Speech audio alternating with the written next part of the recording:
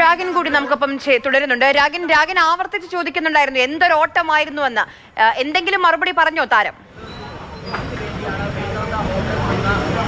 ഒരു മറുപടിയും താരം പറഞ്ഞില്ല. ഒരു കൂസലും ഉണ്ടാകാതെ അകത്തേക്ക്, എറണാകുളം നോർത്ത് പോലീസ് സ്റ്റേഷനകത്തേക്ക് ഈ ഷൈൻ ടോം ചാക്കോ കയറിപ്പോവുകയായിരുന്നു. നമ്മൾ ആവർത്തിച്ച് ചോദിച്ചു എന്തൊരോട്ടമായിരുന്നു, എന്തുകൊണ്ടാണ് അങ്ങനെ ഓടി ഒളിച്ചതെന്ന്. ഒരു ഭാവഭേദവും അല്ലെങ്കിൽ ഒരു ഭാവവ്യത്യാസവും ഇല്ലാതെ നടന്നു നീങ്ങുകയാണ് ഷൈൻ ടോം ചാക്കോ ചെയ്തിട്ടുള്ളത്.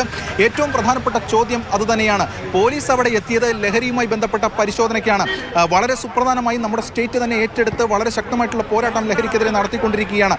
അത് അന്വേഷണ ഏജൻസികൾ മാത്രമല്ല, സാമൂഹിക സംഘടനകൾ ഉൾപ്പെടെ അത്തരം പോരാട്ടം നടത്തിക്കൊണ്ടിരിക്കുകയാണ്. ഈ ഘട്ടത്തിൽ ലഹരിയുമായി ബന്ധപ്പെട്ട ഒരു പരിശോധനയ്ക്ക് ഹോട്ടൽ വേദാന്തയിൽ ഡാൻസ് ഓഫ് ടീം എത്തുമ്പോൾ അവിടെ നിന്ന് അറിയപ്പെടുന്ന ഒരു താരം, പഴയ ആളല്ല ഷൈൻ ടോം ചാക്കോ, ഇന്ന് ഒട്ടനവധി സിനിമകളിൽ വേഷമിടുന്ന അറിയപ്പെടുന്ന താരമാണ്. ആ അറിയപ്പെടുന്ന താരം ഓടി ഒളിക്കുമ്പോൾ അത് സമൂഹത്തിന് നൽകുന്ന സന്ദേശം എന്ത് എന്ന ചോദ്യവും ബാക്കിയാണ്. അതുകൊണ്ട് ഷൈൻ ടോം ചാക്കോ അത് വിശദീകരിച്ചേ മതിയാവൂ. കേവലം പോലീസിന്റെ ടെക്നിക്കാലിറ്റിക്കപ്പുറം ഈ ഇതുമായി ബന്ധപ്പെട്ടുകൊണ്ട് എന്തുകൊണ്ടാണ് ഓടി ഒളിച്ചതെന്ന് സംബന്ധിച്ചുള്ള കാര്യങ്ങൾ ഏവരും അത് സംബന്ധിച്ചുള്ള കാര്യങ്ങൾ ചോദിക്കുന്നുണ്ട്. സമൂഹ മാധ്യമങ്ങളടക്കം അതുമായി ബന്ധപ്പെട്ട കാര്യങ്ങൾ ഉയർന്നു വരികയും ചെയ്യുന്നുണ്ട്. അതുകൊണ്ട് ഈ ചോദ്യം ചെയ്യൽ നിർണായകമാണ്. ഇതിൽ കേസോ അല്ലെങ്കിൽ അറസ്റ്റോ മറ്റു കാര്യങ്ങളോ അതുമായി ബന്ധപ്പെട്ട വിഷയമല്ല, മറിച്ച് ഒരു താരം, വളരെ പ്രധാനപ്പെട്ട ഒരു താരം ഇങ്ങനെ ഓടി ഒളിക്കുന്നതിൻ്റെ കാരണം അറിയുക.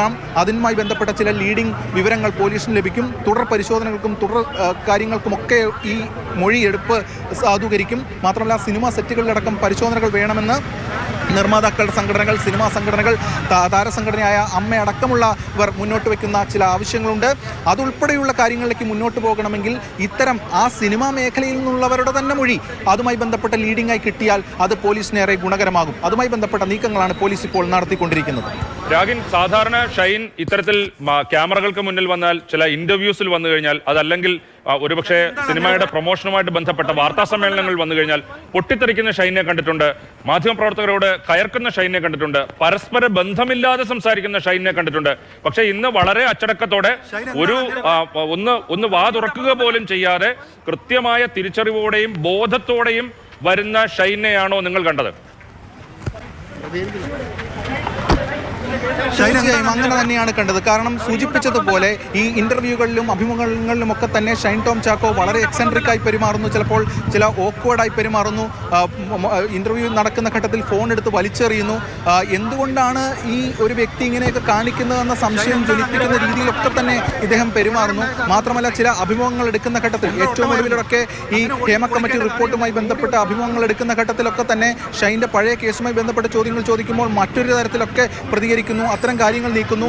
ഇതുൾപ്പെടെയുള്ള കാര്യങ്ങൾ ഉണ്ടാകുന്ന ഷൈൻ ടോം ചാക്കോ ഇന്ന് ഇതുമായി ബന്ധപ്പെട്ട ചോദ്യങ്ങൾ ചോദിച്ചപ്പോൾ ഒരക്ഷരം പോലും ഉരിയാടാതെ വളരെ ഒരു ഭാവഭേദവുമില്ലാതെ ആ രീതിയിൽ തന്നെ അകത്തേക്ക് കയറി പോകുന്ന ഷൈൻ ടോം ചാക്കോയാണ് നമുക്ക് കാണാൻ കഴിഞ്ഞത്. സ്വാഭാവികമായിട്ടും ചില തിരിച്ചറിവുകൾ ഏത് ഘട്ടത്തിലാണെങ്കിലും ആളുകൾക്ക് ഉണ്ടാകുന്നത് നല്ലതാണ്. അത്തരം തിരിച്ചറിവുകളിലേക്ക് താരം പോയിട്ടുണ്ട് എന്നതടക്കമുള്ള തോന്നൽ ജനിപ്പിക്കുന്ന രീതിയിലായിരുന്നു ബോഡി ലാംഗ്വേജ് ഉൾപ്പെടെയുള്ള കാര്യങ്ങൾ.